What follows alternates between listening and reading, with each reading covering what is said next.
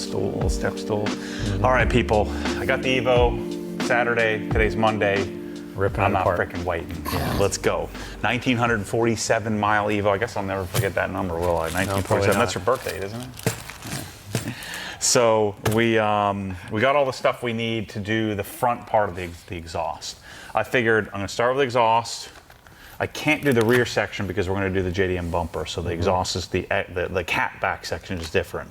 So we have TOMEI downpipe. We have STM. I guess manifold, header, header manifold, whatever you want to call that. Then we have the O2 bung from TOMEI, so these kind of go together. So this goes on the top side of the turbo, yeah. The top side, and the bottom side of the turbo is the downpipe. And then I've got an MHP high flow cat. I did order a TOMEI titanium test pipe, but we'll probably end up keeping the cat. We'll see. We'll see how it goes. I don't think I'll gain much horsepower between a high flow cat and a test pipe. Well, I don't think so either. It depends on how it sounds. And then I ordered TOMEI Extreme, not Extreme, Extreme, whatever. And I ordered, which is titanium, which I'm going to hate because I hate the sound of titanium. I always fall in love with it. I want the titanium, and then I always punt it in the trash. So I ordered that.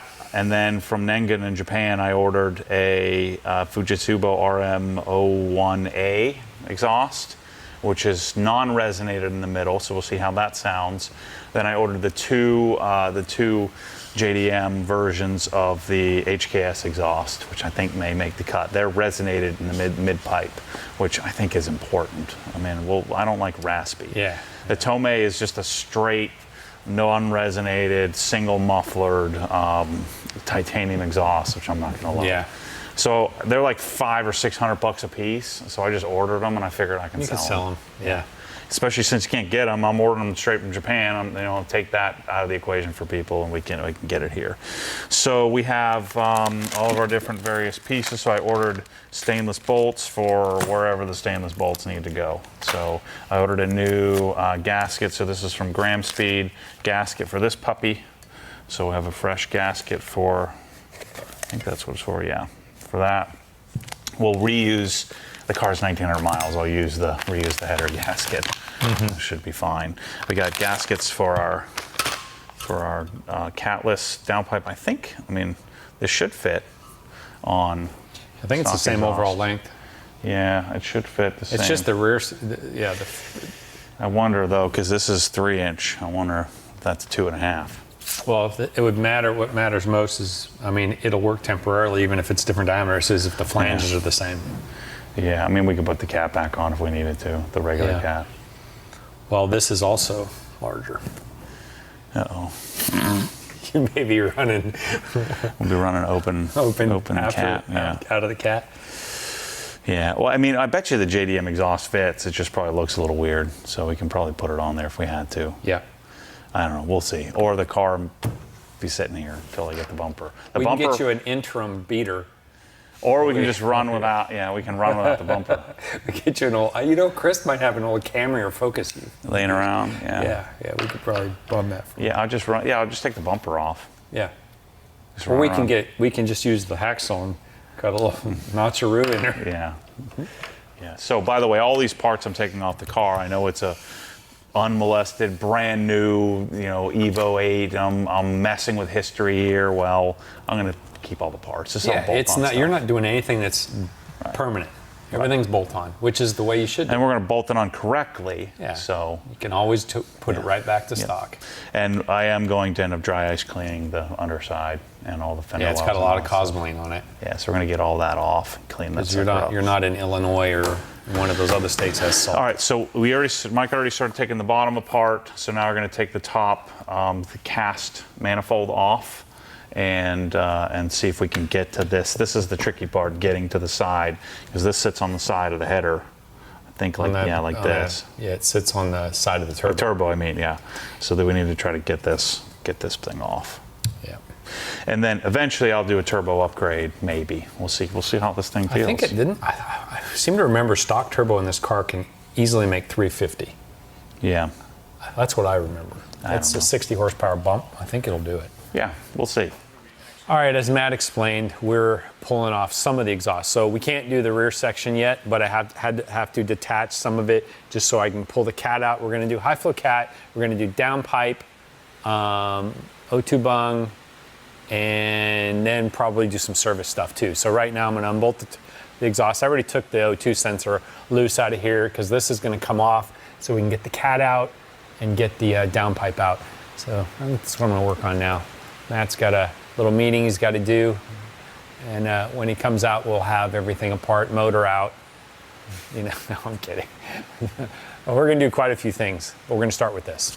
So okay, what are you doing to get the down? So I'm pull these bolts off the cat here. We're gonna do, he has a high flow cat and a test pipe. We're gonna do the high flow cat for now.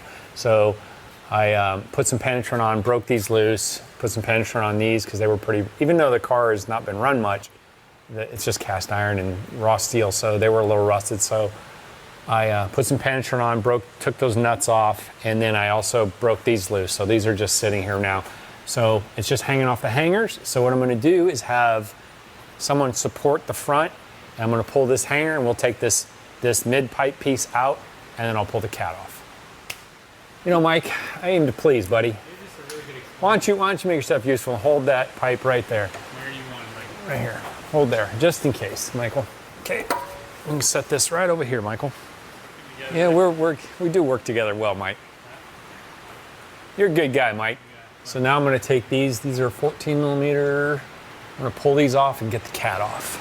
It's not really corrosion, it's just age. I mean, it's cast iron flanges, so even if you get cast iron brand new and leave it out in the air, it'll turn rusty eventually. It's pretty nice to work on. It's all brand new. Everything come apart okay. people really are impressed how multifaceted you are. Well, You're a Renaissance man. thanks, Mike. I do all right. I did a lot of things in my life. I think it's because I've always been interested in cars. Always been a car guy. I've always been interested in all things mechanical. Plus, I've been passionate about construction, so I kind of. Yeah. And I was blessed with my last job that I got to do both. You know, so. And you know what, Mike? By proxy, I get to learn because I get to see. I like that, by proxy. I haven't heard that one before. Maybe I have. Someone I know used that term once or 100 times. Yeah, by proxy. Mike, I'll put this cat over here so we can see this is where this went. Like so. Boy, the car, if you looked at this, you'd think the car is old. Next thing is going to be downpipe. So, looks like it's these two here. And then I don't think it's got hangers here, so I can take the hangers loose. Those are actually bolted in, so it'd probably be easier just to pull those bolts off. All right, so I took the bolts out of the rear hanger that hold on to the back side of this back part of the downpipe. So I just think I just have these two. It looks like just take these two out. Those are pretty tight. I think I'm gonna have to put a ratchet on it. Yeah, I'm going to. I don't think the impact with an extension on there, it kind of reduces its torque capability. Let's see if this breaker's enough. Yeah, they were pretty tight.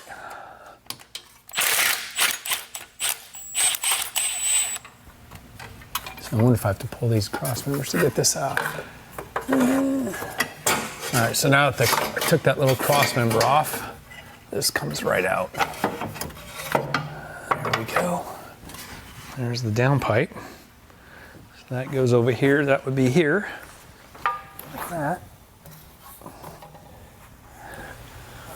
Okay.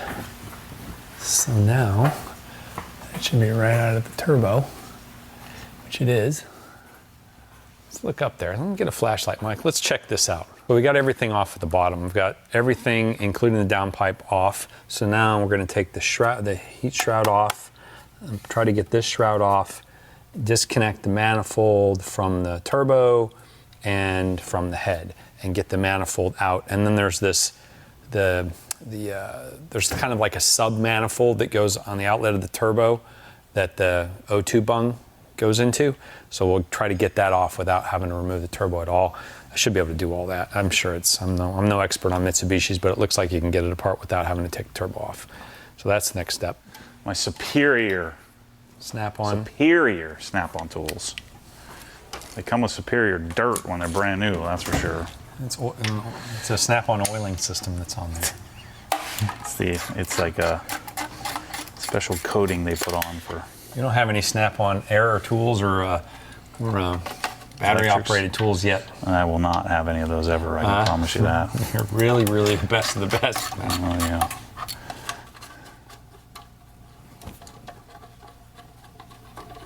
Get this. We need a wrench for that one.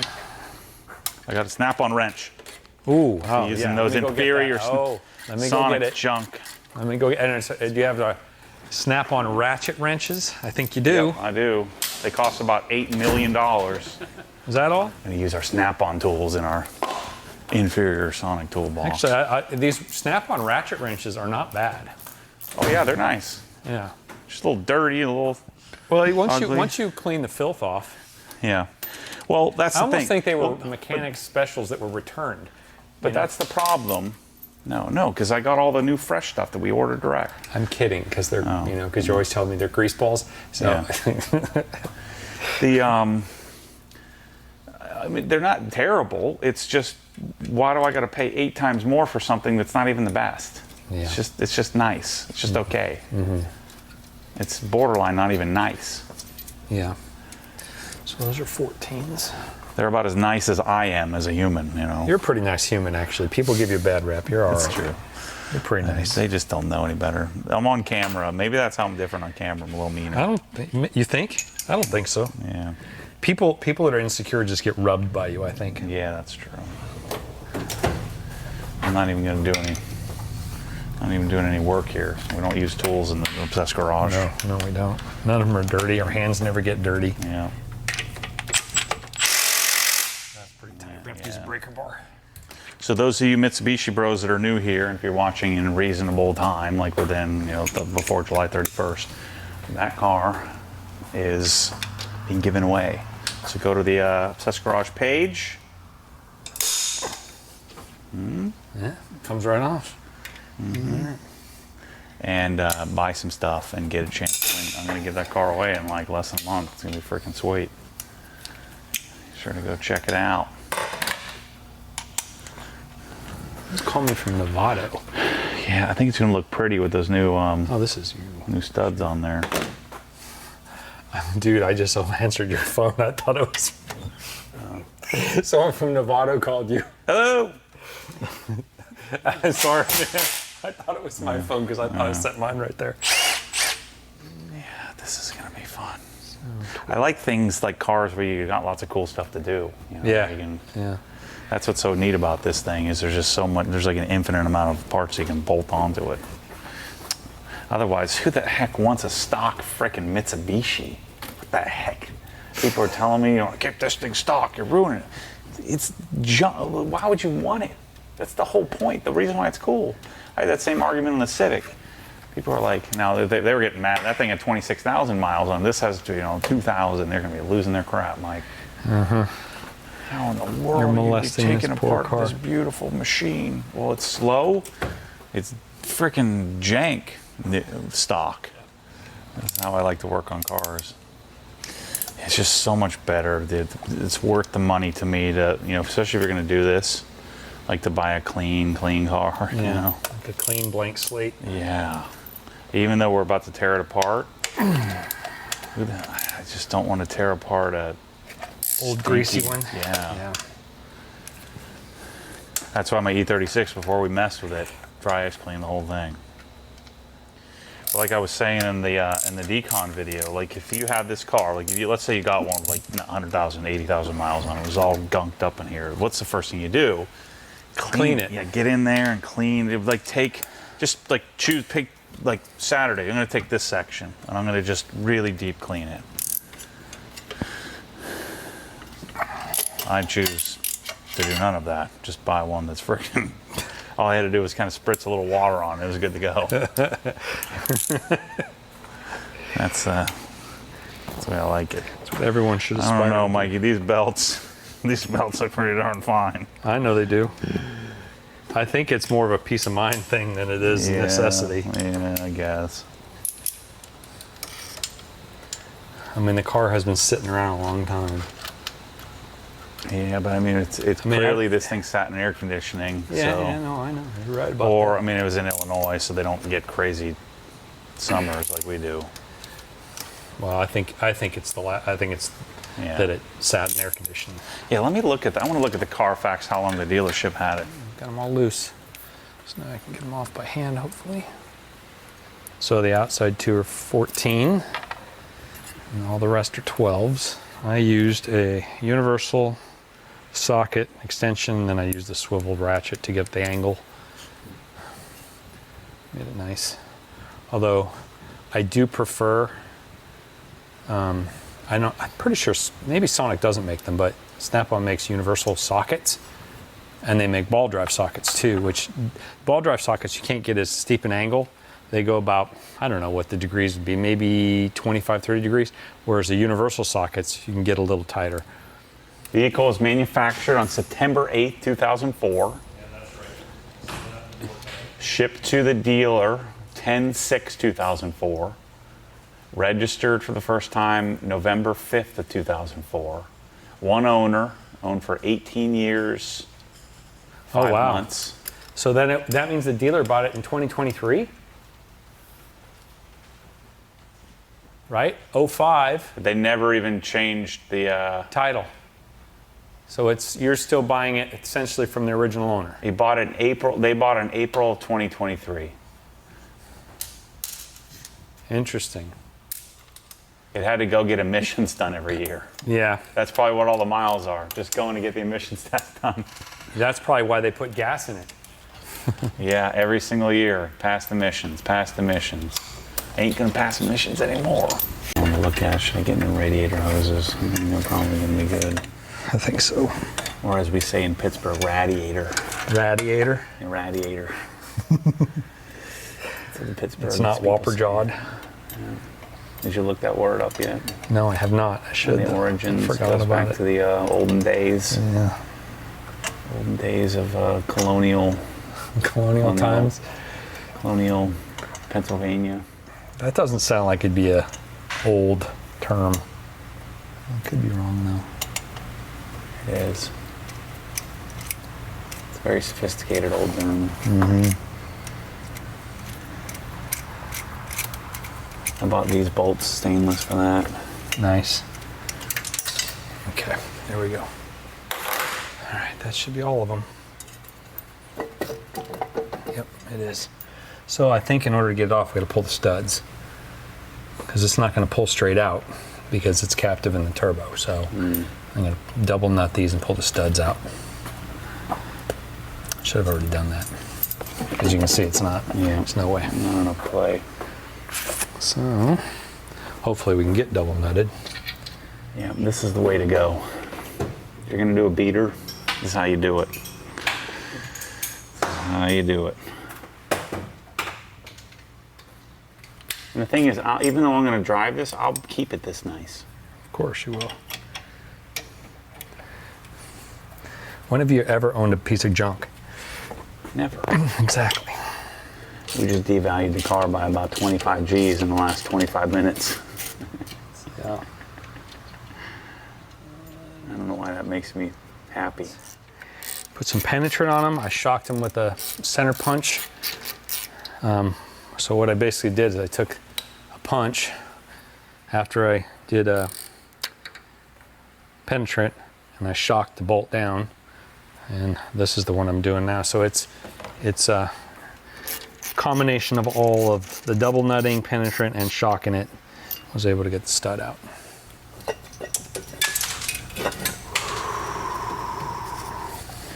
Lose some weight. Actually, that STM one's pretty heavy too. Yeah.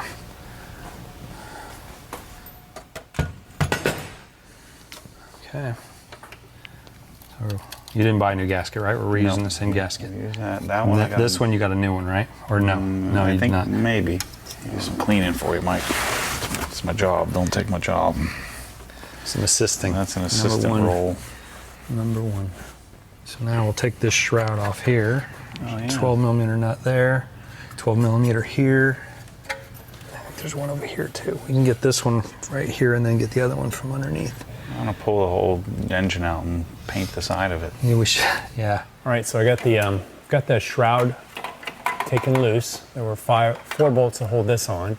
Now what's left is the O2 sensor. It goes through the shroud. So rather than trying to cut the shroud, we're just going to take the O2 sensor out, thread it out of the little O2 sensor manifold here, and then we can take the shroud off.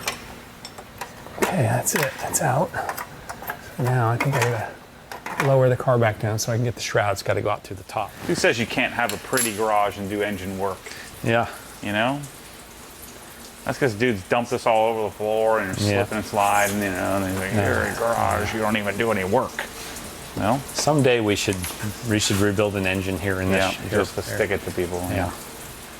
It just takes a little extra time to like do it right. Care. Stay clean, stay organized. Yeah. Like I'm going to tell you right now, I watch Freddie work on that pre-one. It stresses me out. There's pieces everywhere. Well, and they've got like cars like right next to it. There's just it's so stressful. I like he's just cracking stuff open and scattering. I can't do it. I can't watch. Okay, so there's not much room for the shroud to clear the radiator anyway. So and we were going to replace the radiator. So we're going to do all this work, the exhaust work, get it all done, and then slide in the new CSF radiator after we get the turbo all back buttoned up. And then when Matt gets the bigger turbo, we'll do this all over again. We'll be experts. So I'm trying to think about this, like, if I was 20-something years old, I wouldn't be doing this all at once. No, you'd be doing it over and over. You'd be good at taking everything apart. You'd know exactly what bolts go where. Over and over and over, Yep. We're just older and have more money, so now we can do it all at once, pretty much.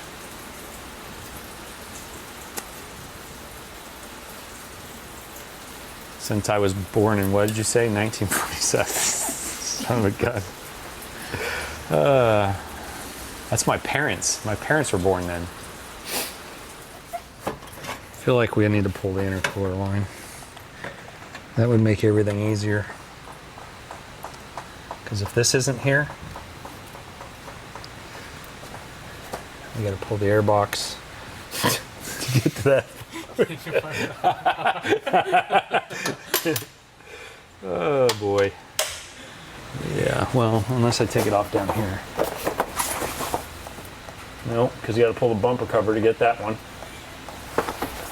I'm sure this freaking heave ho on the fan. Yeah, well, I guess not. Yeah, I don't want to mess it up.